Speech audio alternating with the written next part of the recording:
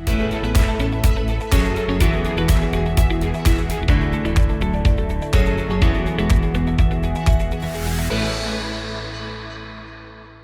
वालेकुम नाजरीन, मैं हूं हुमैर अनवर और आप देख रहे हैं प्रोग्राम कारोबार्स। नाजरीन, पाकिस्तान में एक सर्वे के मुताबिक लगभग 30 लाख से जायद स्मॉल एंड मीडियम एंटरप्राइजेस काम कर रही हैं, जिनमें 90% हिस्सा जो है वो मैन्युफैक्चरिंग यूनिट्स हैं, यानी जो अपने लोग खुद प्रोडक्ट्स बनाते हैं, और उनमें कुछ हिस्सा जो है वो सर्विसेज को जाता है, और एक वसी हिस्सा जो है, जो बाकी रिमेनिंग हिस्सा है, वो ट्रेड सेक्टर को जाता है। नाजरीन, अब ये सब वो लोग हैं जो अपनी कैपेसिटी और महदूद वसाइल में रहते हुए हुकूमत पाकिस्तान में को मुल्क का पहिया चलाने के लिए सपोर्ट करते हैं। नाज़रीन, हुकूमती सतह पर बात करें तो बहुत सी बातें की जाती हैं, बहुत से वादे किए जाते हैं, बहुत से दावे किए जाते हैं कि एसएमईज़ को सपोर्ट किया जाएगा, एसएमईज़ के लिए काम किया जाएगा, उनके लिए ज़िंदगी आसान की जाएगी। लेकिन ये सारी बातें और दावे सिर्फ दावे रह जाते हैं और वादे बन के सामने आते हैं, जो कि कभी पूरे नहीं किए जाते। नाजरीन, हाल ही में यूरोपियन यूनियन और पाकिस्तान के ताउन से बिजनेस फोरम का इनकाद किया गया, उसे लॉन्च किया गया, और जिसके तहत एसएमईज़ और ट्रेड को उनकी मुश्किलात को आसान किया जाएगा। मगर सवाल ये पैदा होता है कि क्या इकदाम और क्या ये इकदामात सिर्फ काफ़ी होंगे या फिर मज़ीद स्टेप्स लेने की ज़रूरत होगी। नाजरीन, इस मौजू पर बात करने के लिए, इस टॉपिक को डिस्कस करने के लिए हमारे साथ आज मौजूद हैं नईम कुरैशी साहब। आप सीनियर सहाफ़ी भी हैं, कॉलम निगार भी हैं, बहुत इन डेप्थ रिसर्च रखते हैं। सर, सबसे पहले तो ये बताइएगा कि एसएमईज़ की अगर बात करें तो एसएमईज़ का हजम कितना है और पाकिस्तानी इकॉनमी में कितना किरदार अदा करती हैं एसएमईज़, और क्या पाकिस्तानी इकॉनमी एसएमईज़ पर रिलाई करती है? बहुत शुक्रिया हुमैर साहब। देखिए, ये एसएमईज़ जो पाकिस्तान में है, इसका हजम बहुत बड़ा हजम है एसएमईज़ का पाकिस्तान में। तकरीबन 33 लाख यूनिट्स पर मुश्तमिल एसएमईज़ है पाकिस्तान में। पाकिस्तान की मईशत में इनका जो शेयर है वो 30% है जी, 30% है। सही।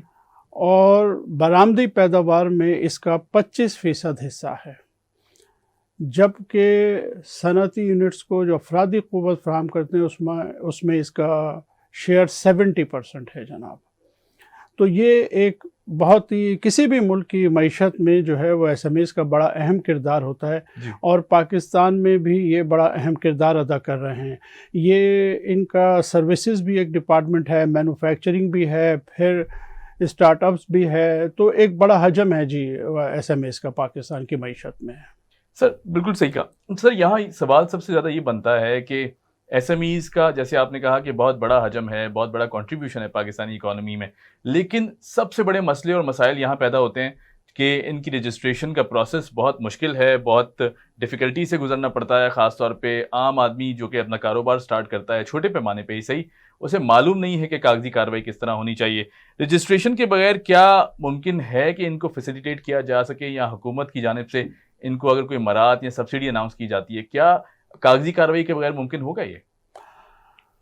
देखिए, हकीकत यह है कि फैसिलिटीज़ मिलना या हुकूमत की तरफ से फैसिलिटेट करना तो एक बहुत दूर की बात है। आम तासुर यह है कि जो लोग रजिस्ट्रेशन करा लेते हैं, जो लोग इनकम टैक्स में रजिस्टर्ड हो जाते हैं या सेल्स टैक्स में रजिस्टर्ड हो जाते हैं, वो प्रॉब्लम में रहते हैं।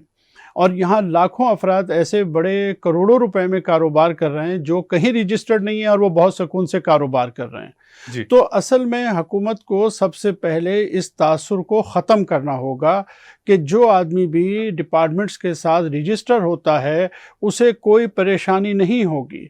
जब तक ये तासुर ख़त्म नहीं होगा, लोग जो है मईशत को डॉक्यूमेंटेड नहीं होने देंगे। सर, बिल्कुल सही। सर, आपने फरमाया कि जो शख्स रजिस्टर हो जाता है या डॉक्यूमेंटेड हो जाता है उसका कारोबार, या वो टैक्स नेट में आ जाता है, वो मुश्किलात का शिकार हो जाता है। ज़रा इसको वाज़े कीजिएगा, किस किस तरह की मुश्किलात का सामना करता है? क्या वो करप्शन के ज़ुमरे में आती हुई चीज़ें दिखाई देती हैं, या फिर बिला वजह तंग किया जाता है? मेरा ख्याल है बिला वजह तंग किया जाता है। करप्शन का मामला तो बात का है, लेकिन जो आदमी भी डिपार्टमेंट्स के साथ रजिस्टर हो जाता है उसको ज़्यादा मुश्किलात होती हैं। मिसाल के तौर पे सेल टैक्स का जो प्रोसीजर है, जो फार्मूला है, वो इतना पेचीदा है کہ ہر امپورٹر جو ہے وہ پریشان ہے، ہر دکاندار جو ہے وہ پریشان ہے. یعنی اس طریقہ کار کے مطابق جو ہے وہ ہر ماہ جو ہے وہ ڈاکومنٹ دینے پڑتے ہیں ڈپارٹمنٹس کو، سیلز ٹیکس کو، اور وہ ایسا ایک پیچیدہ نظام ہے کہ جس کے تحت ایسا لگتا ہے کہ امپورٹر جو ہے کام نہ کرے، سارا ماہ یا سارا سال جو ہے وہ سیل ٹیکس کے ڈاکومنٹ ہی تیار کرتا رہے. اسی طرح انکم ٹیکس کا بھی نظام ہے. تو جب تک ان چیزوں کو ایز آف ڈوئنگ بزنس والا معاملہ نہیں ہوگا اس وقت تک آپ کی اکانومی جو ہے وہ ڈاکومنٹڈ نہیں ہوگی. اور دیکھیے بہت عرصے سے ایف بی آر یہ بات کہہ رہا ہے، بہت دعوے کیے جا رہے ہیں. یہ آج کی بات نہیں ہے، یہ موجودہ حکومت کی بات نہیں ہے، یہ پچھلی حکومتوں کے زمانے سے چلا آ رہا ہے کہ جی اکنامی کو جو ہے وہ ڈاکومنٹڈ کیا جائے گا، لیکن اب تک کامیابی نہیں ہوئی. اب تک ہم یہی سنتے ہیں کہ لاکھوں لوگ جو ہیں وہ ٹیکس نیٹ میں آ گئے، لیکن عملاً ہم دیکھتے ہیں کہ ایسی کوئی صورتحال نہیں ہے. تو اصل میں حکومت کو عملی اقدامات کی ضرورت ہے. جب تک عملی اقدامات نہیں ہوں گے اور ٹیکس کے پیچیدہ نظام کو سادہ نہیں کیا جائے گا، اس وقت تک لوگ کسی بھی شکل میں اکنامی کو نہ ڈاکومنٹڈ ہونے دیں گے اور نہ ہی ٹیکس نیٹ میں آئیں گے. سر دیکھیں، آپ نے بات کی ٹیکس نیٹ میں آنے کی. ملک کا ایک بہت وسیع حصہ گرے اکانومی میں ہے. کم پیمانے پر، چھوٹے پیمانے پر جو کاروبار شروع کیے جاتے ہیں، خاص طور پر ٹھیلے پر اپنا بزنس چلانے والی جو ہماری عوام ہے، اور جو لوگ چھوٹی چھوٹی دکانوں سے اپنا کاروبار سٹارٹ کرتے ہیں، وہ گھبراتے ہیں کہ ٹیکس نیٹ میں آ جائیں گے یا ٹیکس ادا کرنا شروع کر دیں گے تو شاید ہماری انکم یا پروفٹ کا بہت بڑا حصہ اس طرف چلا جائے گا. کیا یہ تاثر درست ہے؟ نہیں، یہ تاثر درست نہیں ہے. ایسا نہیں ہے کہ آپ کی انکم کا بہت بڑا حصہ نہیں جاتا. یہ حقیقت ہے کہ پاکستان جیسے ملک میں مسئلہ یہی ہے کہ جتنی لوگوں کی انکم ہے، اکارڈنگ ٹو انکم تو یہاں کوئی بھی ٹیکس نہیں دیتا ہے. لیکن یہ ضرور ہے کہ اگر آپ ٹیکس نیٹ میں آ جاتے ہیں تو آپ کا کاروبار ایک لیگل شکل اختیار کر لیتا ہے جو آپ کا ہر جگہ کام آتا ہے، اور پھر آپ طریقہ کار سیکھ بھی لیتے ہیں. میں یہ ضرور کہہ رہا ہوں کہ پیچیدہ ضرور ہے، لیکن ایسا نہیں ہے کہ ناممکن ہے، کیونکہ آپ کو پتہ ہے لاکھوں لوگ نیٹ میں ہیں اور ہر سال ٹیکس بھی دے رہے ہیں، جس کی بنا پہ ہی کچھ یہ تھوڑا بہت ملک چل رہا ہے. تو اس لیے رائے تو میں یہی دوں گا کہ ہر شخص کو ٹیکس نیٹ میں آنا چاہیے. جب آپ کاروبار کا آغاز کریں تو ہر ڈپارٹمنٹ میں اپنے آپ کو رجسٹر کرانا چاہیے. صحیح. سر اب کاسٹ آف ڈوئنگ کی بات کریں، کاسٹ آف ڈوئنگ بزنس کی بات کریں تو وہ بہت زیادہ ہے. اب ایک عام آدمی کاروبار شروع کرنے کا سوچتا بھی ہے تو ظاہر سی بات ہے انکم کا ایک حصہ جو ہے، ایک وسیع حصہ وہ سوچتا ہے کہ میں نے جو ابھی سیونگ کی ہیں وہ ساری میرے کاروبار میں لگ جائیں گی، یا پھر اگر کاروبار اس طرح سکسیسفل نہیں بھی ہوتا تو میں آگے اپنے فیوچر میں زندگی کس طرح گزاروں گا. یہ ایک عام آدمی کے ذہن کی سوچ میں آپ کو بتا رہا ہوں. کس طرح ان مشکلات کو حل کیا جا سکے؟ جو کاسٹ آف ڈوئنگ بزنس ہے اسے کم کس طرح کیا جا سکے؟ حکومتی پالیسیز کی اگر بات کریں تو کون سے ایسے پریکٹیکل سٹیپس لینے ہوں گے؟ دیکھیں، کچھ اسٹیپس تو ایسے ہیں کہ بزنس کے لیے بہت ضروری ہوتے ہیں، لیکن بدقسمتی سے ہمارے ملک میں بظاہر ایسا لگتا ہے کہ حکومت کا ان چیزوں پہ کنٹرول ہی نہیں ہے. لائک ڈالر کی آپ دیکھ لیجئے، ڈی ویلیوشن کا معاملہ ہے. ڈالر جو ہے جس طرح سے بڑھ جاتا ہے، پاک کرنسی گر جاتی ہے، اس سے ظاہر ہے کہ کاسٹ کا بڑا فرق پڑ جاتا ہے. اسی طرح پیٹرول کی قیمتیں بھی ہیں. ہمارے ہاں ہماری کرنسی اسٹیبل نہیں ہے اور حکومت اس کے لیے کچھ بھی نہیں، تمام تر دعووں کے باوجود اس سلسلے میں کچھ بھی نہیں ہوتا. اسی طرح پیٹرول کی قیمتیں ہیں کہ وہ قابو میں نہیں ہیں، جس سے ظاہر ہے کہ کاسٹ جو ہے متاثر ہوتی ہے، قیمتیں بڑھ جاتی ہیں. اور بعض دفعہ دیکھیے ابھی جو یہ کووڈ کا معاملہ ہوا اور جو لاک ڈاؤن ہوا، اس دوران میں ایس ایم ایز کے بزنس کو ایک محتاط اندازے کے مطابق 50 ارب روپے کا نقصان ہوا، اور بہت سارے چھوٹے صنعتی یونٹ جو ہیں وہ بالکل بند ہو گئے. لوگوں کا جو آپ فرما رہے تھے کہ ورکنگ کیپٹل ختم ہو گیا. تو ہمارے ہاں مسئلہ یہ ہے کہ بزنس کے لیے اسٹیبلٹی چاہیے ہوتی ہے، اور خاص طور سے ایک تو گیس، الیکٹریسٹی، پیٹرول اور ڈالر، یہ سارے فیکٹرز ہیں جس پہ کاروباری حضرات کا تو ذرہ برابر بھی بیچاروں کا اختیار ہی نہیں ہے. ان کو کچھ نہیں پتا ہوتا کہ صبح جب ان کا مال آئے گا تو ان کی قیمت کیا ہوگی کسی کو کچھ پتہ نہیں ہوتا، اور حکومت اس سلسلے میں بالکل کچھ نہیں کر پاتی جی۔ سر بالکل ٹھیک۔ اب اگر ٹیکسز کی بات کریں تو ٹیکسز کی مد میں بھی ٹھیک ٹھاک اماؤنٹ جو ہے وہ لیا جاتا ہے، جیسے آپ نے پہلے کہا کہ انکم ٹیکس اور باقی چیزوں کو تو ہم چلیں ایک سائڈ پہ رکھتے ہیں، اگر دیگر ٹیکسز کی بات کریں تو اس میں بھی کیا ٹیکس فری زونز ہونا ضروری ہیں تاکہ بزنس کو پروموٹ کیا جا سکے؟ اور اگر ٹیکس فری زونز نہیں بنا سکتے تو یہ جو ایس ایم ایز ہیں کیا ان کے لیے کوئی سبسڈی ہونی چاہیے حکومت کی طرف سے تاکہ جو چھوٹے گھروں سے کرنے والے بزنس لوگ ہیں ان کو سپورٹ کیا جا سکے؟ دیکھیں، کاروبار کوئی بھی ہو اس کو فائنینشیل سبسڈیز نہیں دی جاتی ہیں، حکومتوں کا کام فائنینشیل سبسڈیز دینا نہیں ہوتا، جی لیکن حکومت کا کام یہ تو ہے کہ ایسی پالیسیز بنائی جائیں، ڈوئنگ ایزی بزنس کی جو بات ہم کر رہے ہیں، جی اس قسم کی پالیسیز بنائی جائیں کہ ہر مرحلے پر ہر صنعت کو جو ہے کچھ نہ کچھ فائدہ ملے۔ جہاں تک فری زونز کا تعلق ہے، دنیا کے ہر ملک میں فری زونز ہوتے ہیں، ہمارے ہاں بھی کچھ جگہ پر ہیں، لیکن ایس ایم ایز کے لیے خاص طور سے حکومت کو بھرپور توجہ دینے کی ضرورت ہے۔ اور دیکھیے، یہ کووڈ کے بعد جو اکانومی کی صورتحال پہ ہم بات کر رہے تھے، میں آپ کو ایک ایگزامپل دے دیتا ہوں کہ اس وقت اچانک پوری دنیا میں یہ انٹرنیشنل ٹریڈ جو متاثر ہو رہی ہے، اس وقت اچانک امپورٹڈ گڈس کے فریٹ جو ہیں اس میں بہت اضافہ ہو گیا ہے۔ یعنی آپ یوں سمجھ لیجئے کہ چائنا سے جو ہے وہ تقریباً $800 میں کنٹینر آ جاتا تھا، جی اور آج اسی کنٹینر کی قیمت جو ہے وہ $8,000 مانگ رہے ہیں۔ سر آج فریٹ کی یہ ہو گیا، تو آپ بتائیے کہ جو لوگ اس ملک میں چیزیں امپورٹ کر رہے ہیں ان کی کاسٹ کہاں جائے گی؟ On top of that dollar کا ریٹ جو ہے وہ آپ کے سامنے ہے۔ سر آپ نے امپورٹس کا ذکر کیا، جی بالکل اگر اس پہ بات کریں امپورٹس، ڈیفینیٹلی کووڈ کا ایسا سینیریو تھا کہ ظاہر پروڈکشن بھی رکی، کام بھی رکا، دنیا بھر کا جو پہیہ تھا وہ ایک حساب سے اسٹینڈ اسٹل پہ آ گیا، یا کاروبار جتنے بھی تھے وہ بہت متاثر ہوئے۔ اب ہم پاکستان کی اگر بات کریں تو امپورٹ بیسڈ اکانومی ہے، ظاہر سی بات ہے چیزیں باہر سے منگوائی جاتی ہیں، خریدی جاتی ہیں۔ کیا امپورٹ بیسڈ اکانومی کے ہوتے ہوئے روپیہ مستحکم ہو سکتا ہے ہمارا؟ دیکھیں، روپیہ مستحکم ہونے کا جہاں تک تعلق ہے نا، کوئی بھی اکانومی جو امپورٹ بیس ہوگی اس کو ان مسائل کا سامنا ہوگا جو ہمیں ہے۔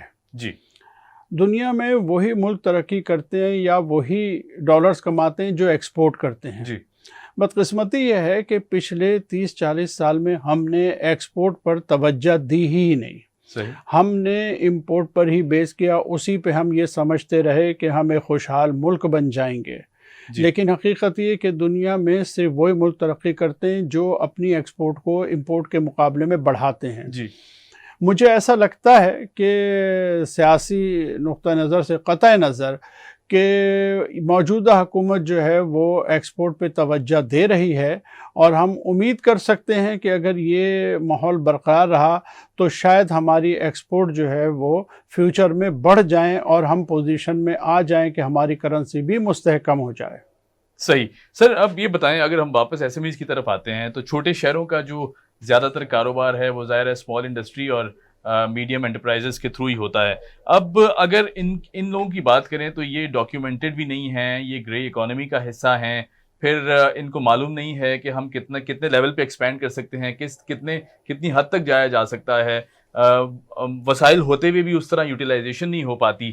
کیا ان کو کسی قسم کی اویئرنیس کی ضرورت ہے؟ حکومت کی طرف سے کوئی ایسی کیمپین سٹارٹ کی جائے کہ ان کو پڑھایا جائے، ان کو لکھایا جائے، ان کو بتایا جائے کہ کس طرح اپنی محدود جو وسائل ہیں ان کو بخوبی استعمال کیا جا سکتا ہے؟ دیکھیے، اس سلسلے میں حکومت بہرحال کچھ نہ کچھ اقدامات کر رہی ہے۔ جی مثال کے طور پہ آپ نے دیکھا کہ حکومت نے زرعی قرضوں کی اسکیم شروع کی ہے جی کہ اب کسانوں کو، چھوٹے کسانوں کو 1.5 لاکھ 2 لاکھ 2.5 لاکھ روپے کے قرضے دیے جائیں گے، ٹریکٹر کی خریداری کے لیے قرضہ دیا جائے گا۔ تو آپ یہ سمجھ لیں کہ دیہی علاقے کے لوگوں کو جو ہے اویئرنیس کریٹ کی جا رہی ہے، انہیں یہ ساری معلومات دی جا رہی ہیں۔ اسی طرح شہری علاقوں میں بھی حکومت نے جو ہے وہ نوجوان پروگرام جو شروع کیا ہے، کامیاب جوان پروگرام جو ہے وہ شروع کیا ہے، وہ بہت اچھا پروگرام ہے، اور اس کے تحت جو ہے بہت لوگوں کو جو ہے قرضے مل رہے ہیں، اور لوگ اپنے ذاتی کاروبار کرنے کی تیاریاں کر رہے ہیں اور اس سلسلے میں بہت زیادہ کام ہو رہا ہے. جی خواتین کو جو ہے وہ تقریباً 1 ارب روپے کا جو ہے وہ قرضہ آلریڈی دیا جا چکا ہے اور لوگ اپنا یہ ایک اچھی اسکیم ہے. جی اور اسی قسم کی اسکیمیں جو ہیں وہ زیادہ سے زیادہ لوگوں کو جو ہے کاروبار میں لا سکتے ہیں اور لوگ معیشت میں اپنا کردار ادا کر سکتے ہیں. جی صحیح، بالکل ٹھیک. سر یہ بتائیے گا کہ ڈالر کا مسلسل مہنگا ہونا اور روپے کی قدر گرنا، اب ظاہر سی بات ہے ایس ایم ایز ریلائی کرتی ہیں ڈیلی اپنے آپریشن چلانے کے لیے، انہوں نے ایک بجٹ سیٹ کیا ہوا ہوتا ہے. بہت مشکل ہو جاتا ہے کہ اگر ان کے بجٹ میں ڈیلی اگر کچھ چیز امپورٹ بھی کر رہے ہیں یا ایکسپورٹ بھی کر رہے ہیں تو ڈیلی کی مد میں جو ایک ڈفرینس آ جاتا ہے اس طرح ڈالر کے کم ہو جانے سے. آپ نے کہا کنٹینر کی جو پرائس ہے وہ مہنگی ہو جاتی ہے، صبح معلوم نہیں ہوگا رات میں جو کنٹینر آیا وہ کتنے کا انہوں نے اتارا اور کتنے کا ان کو پڑ گیا سامان. اس فلکچویشن کو کس طرح روکا جائے، کیونکہ ایس ایم ایز جو ہیں وہ ظاہر سی بات ہے اس چیز کو لے کے بہت ڈی موٹیویٹ ہوتی ہوئی دکھائی دیتے ہیں. بالکل صحیح بات ہے، آپ نے صحیح فرمایا کہ یہ بڑے اہم اور سنگین مسائل ہیں چھوٹے اور درمیانی کاروبار کے لیے. جیسے میں نے پہلے آپ کو بتایا کہ صرف کووڈ کی وجہ سے جو جی نقصان ہوا وہ ایس ایم ایس کا 50 ارب روپے کا ہوا ہے. جی اسی طرح اس کے بعد اب جو یہ ایک دم تیزی سے صورتحال بدل رہی ہے، جی اس میں تو وزیر خزانہ صاحب کو فوراً توجہ دینی چاہیے، حکومت کو توجہ دینی چاہیے اور ڈالر کی جو پرائس ہے اس کو قابو کرنے کے لیے حکومت کو بڑے ہنگامی اقدامات کرنے کی ضرورت ہے. جی اور اسی طرح پیٹرول کی قیمت بڑھنے سے، گیس کی قیمت بڑھنے سے، جی الیکٹریسٹی کی قیمت بڑھنے سے جو ہے وہ کام کی اشیاء کی قیمت جو ہے وہ بہت زیادہ بڑھ جاتی ہے جی اور حتیٰ کہ بڑھنا تو درکنار صنعتوں کا چلنا بڑا مشکل ہو جاتا ہے. جی اس وقت تو صنعتیں اس اعتبار سے بہت زیادہ مشکلات کا شکار ہیں. اگر حکومت نے اس کے لیے فوری طور پہ کوئی ہنگامی اقدام نہ کیا تو مجھے ڈر ہے کہ بہت ساری صنعتیں جو ہیں وہ بند ہو جائیں گی. سر پچھلے 10 سال کو اگر کمپیریزن میں لائیں اور موجودہ صورتحال سے کمپیئر کیا جائے تو آپ کو لگتا ہے کہ کاروبار کرنا آسان ہوا ہے یا قدرے پہلے سے بہت مشکل ہوتا دکھائی دیتا ہے اب آپ کو؟ دیکھیں اگر سرکاری اعتبار سے دیکھا جائے، حکومتی اعتبار سے دیکھا جائے تو مشکلات میں اضافہ تو ہرگز نہیں ہوا. جی کچھ نہ کچھ بہتری ہوئی ہے. ابھی دیکھیں انڈیکس میں یہ پیش رفت ہوئی ہے کہ ورلڈ بینک کے مطابق دنیا کے وہ 10 ممالک جی جنہوں نے 3 یا 3 سے زیادہ شعبوں میں صورتحال کو بہت بہتر کیا، اس میں پاکستان بھی شامل ہے. صحیح. اور پاکستان کے ساتھ انڈیا بھی شامل ہے. انڈیا کا معاملہ یہ ہے کہ انڈیا ہم سے بہت پہلے انفارمیشن ٹیکنالوجی میں آ گیا جی اور انہوں نے کاروبار کی بہتری کے لیے اس کو بہت عمدہ طریقے سے استعمال بھی کیا. ہم لیٹ آئے ہیں جی لیکن ہمیں بھی اس بات کی ضرورت ہے کہ حکومت جو ہے ایسی قابل عمل جو ہے وہ پالیسیاں بنائے جس کے نتیجے میں ہم دیگر شعبوں میں بھی ترقی کر سکیں. صحیح. سر اب ایک بات اگر انکیوبیشن کی کریں، ہم انکیوبیشن کی طرف آئیں تو کیا ایس ایم ایز کو انکیوبیٹ کرنا ضروری ہے؟ کیونکہ ظاہر سی بات ہے جس طرح ہم نے پہلے بات کی کہ نا تجربہ کاری سب سے بڑی وجہ ہوتی ہے کہ بہت سے بزنسز ایسے ہیں جو شروع ہونے سے پہلے ہی یا پھر شروع ہونے کے چند مہینوں بعد انہیں یہ لگتا ہے کہ شاید ہم آگے اس کو کنٹینیو نہیں کر پائیں گے یا اس طرح پروفٹ ارن نہیں کر پائیں گے، حاصل نہیں کر پائیں گے. کیا انکیوبیشن ایک ضروری پروسیس ہے اور اگر ہے تو پھر اس کو کس طرح ہر عام آدمی جو ہے وہ اپنے کاروبار کو انکیوبیٹ کرائے؟ اب مطلب بالکل آپ یوں سمجھ لیں کہ ضرورت تو ہے. جی ضرورت تو ہے، اکانومی کی ضرورت ہے، ملک کی ضرورت ہے اور یہ ساری ذمہ داری جو ہے حکومت کی ہے. اور حکومت کو جیسے میں نے آپ سے عرض کیا کہ جیسے ایکسپورٹ پروسیسنگ زون بنائے جاتے جی ہیں اور اسی طرح یہ بھی ایک حصہ ہے کہ پاکستان میں تجارت کو کس طرح بہتر کیا جائے، معیشت کو اپنے پاؤں پہ کیسے کھڑا کیا جائے، تو اس کی ضرورت تو ہے اور حکومت کو اس کے بھی اقدامات کرنے چاہیے. جی دوسری بات جو جی بھی آپ نے پوچھا تھا وہ یہ ہے کہ پچھلی حکومتوں کی نسبت بے شک ان کی کوششیں زیادہ ہیں جی لیکن بیڈ گورننس کا بھی ایک ایشو ہے. جی اس میں جی بہت زیادہ حکومت پہ لوگ تنقید کرتے ہیں اور ان میں بہت ساری چیزیں جو ہیں وہ درست بھی ہیں، جی بہت ساری خامیاں اور حکومت کے جو افسران ہیں ان میں اور جو وزراء ہیں ان میں بہت ساری کمزوریاں ہیں، ان کے مسائل کی وجہ سے بھی یہ چیزیں جو ہے ہمارے سر پہ لد گئی ہیں۔ جی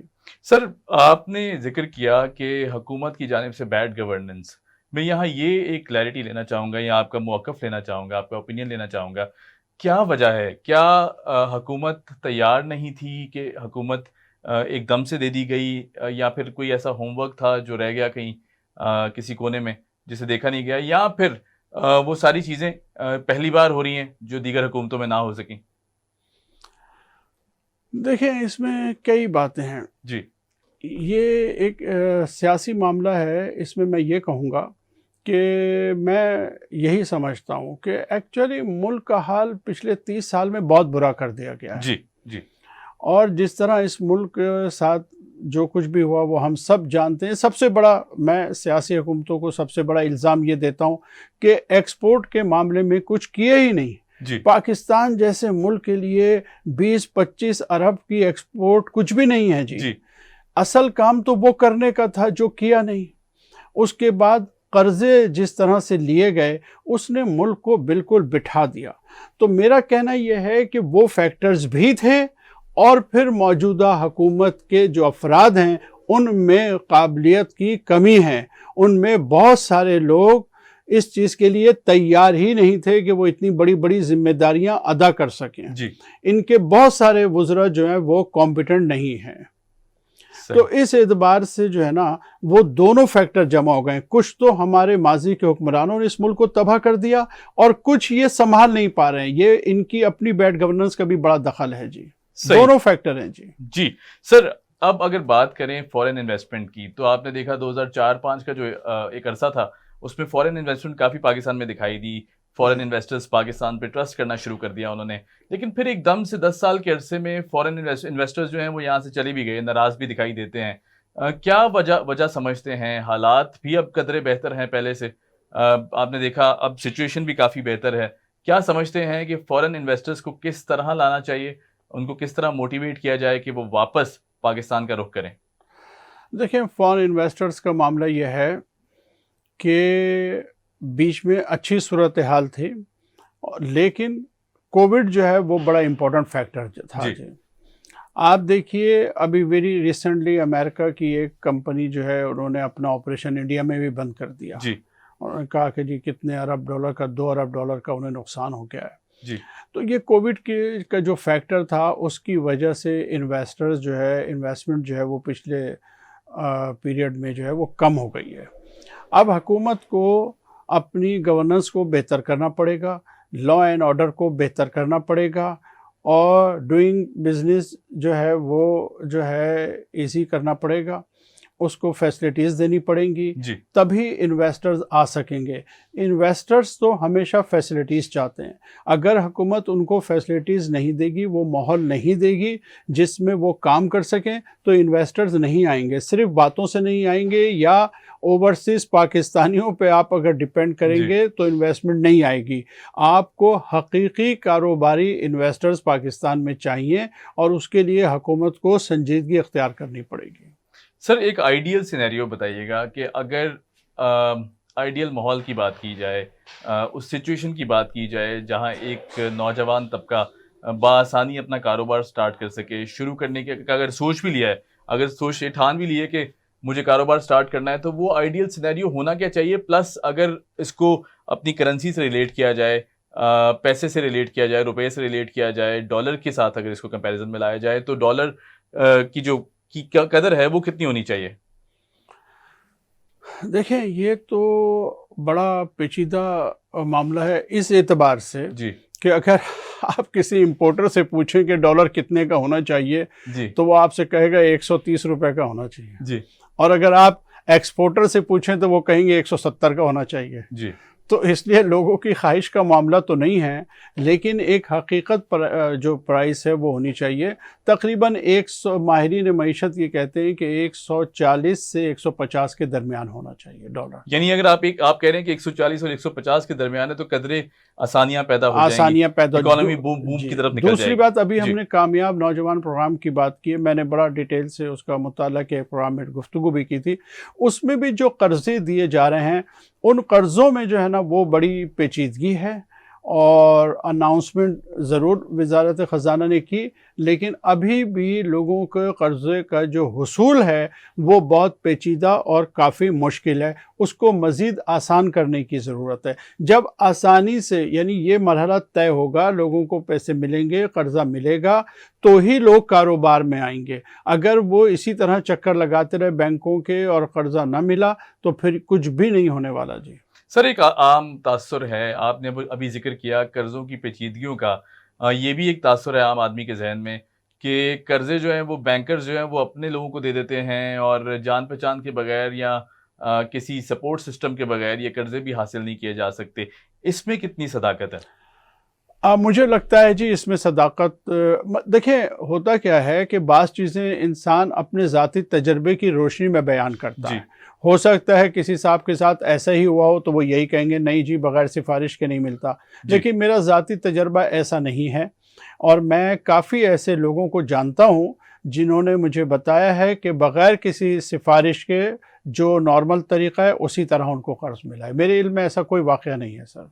सही। अच्छा सर, अब प्रोग्राम का वक्त भी बहुत मुख्तसर हमारे पास रह गया है। आप ये बताते जाइएगा कि अगर एसएमईज़ की सपोर्ट में अगर बात करें, एक नौजवान अगर अपना कारोबार शुरू करना चाहता है या घर में कोई खातून अपना कारोबार शुरू करना चाहती है, कुछ ऐसी टिप्स अगर आप उनको देना चाहें, क्योंकि आपका जो ताल्लुक है वो भी कारोबारी तबके से है, आप माशाल्लाह एक बिजनेसमैन भी हैं।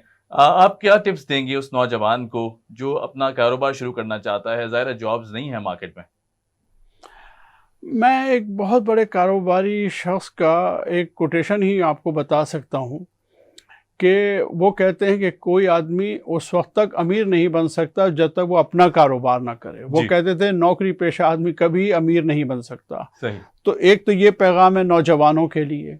दूसरी बात ये है कि जी बिल्कुल, मतलब ये है कि चाहे आपको थोड़ी रकम मिले, 5 लाख मिले, 20 लाख मिले, लेकिन अपना कारोबार करने की कोशिश करें। और यकीनन देखिए, तरक्की जो है वो चींटी के पाँव लेकर पैदा होती है, लेकिन जवान होते होते उसके पाँव हाथी जैसे होते हैं। जी बस यही मैं कह सकता हूँ। सर, बहुत शुक्रिया, आपने हमारे लिए वक्त निकाला और इस अहम मौजू पर हमने जो सवालात आपसे किए आपने बहुत बखूबी उनके जवाब भी दिए, और उम्मीद करते हैं कि जो नौजवान तबका ख़ास तौर पे देख रहा है, जो अपने कारोबार शुरू करना चाहते हैं, वो भी मुस्तफ़ीद होंगे। सर, बहुत शुक्रिया, आपने वक्त निकाला। हालात चाहे जैसे भी हों, मुश्किल हों या आसान हों, हमें डेफ़िनेटली आगे बढ़ना है और अपनी अपनी कैपेसिटी में जितना काम हम कर सकते हैं उसे करना है, ताकि इकॉनमी को बेहतर बनाया जा सके। हमें दीजिए इजाज़त, आपसे मुलाकात होगी अगले प्रोग्राम में। बहुत शुक्रिया। Keep watching talent news.